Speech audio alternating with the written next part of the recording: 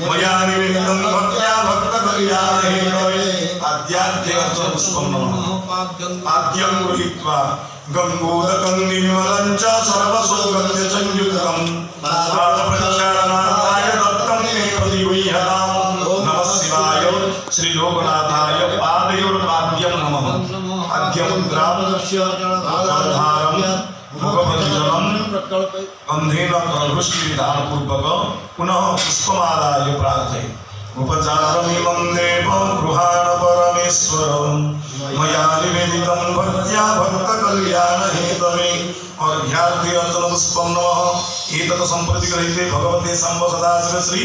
लोकनाथाय नमः अर्घ्यं गृहीत्वा नमस्ते देवदेवेश नमस्ते करुणाम्बुधे करुणा कुरु मे देव गृहाणार्घ्यं नमस्ते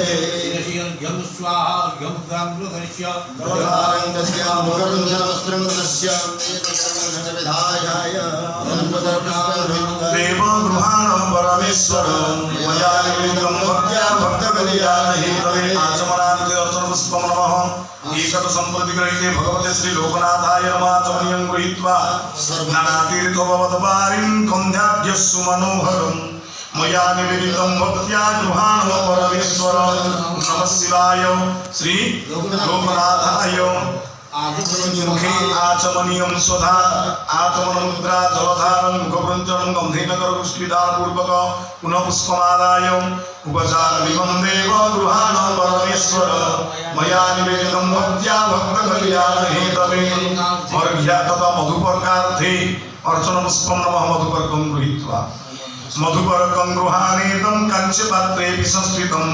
दध्नामधु समायुक्तं गृहाण गिरिजापते नमः शिवाय श्रीलोकनाथाय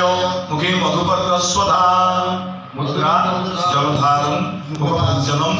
ततः गन्धेन करपुष्टिविधाय पुनः पुष्पम् आदाय प्रार्थये उपचार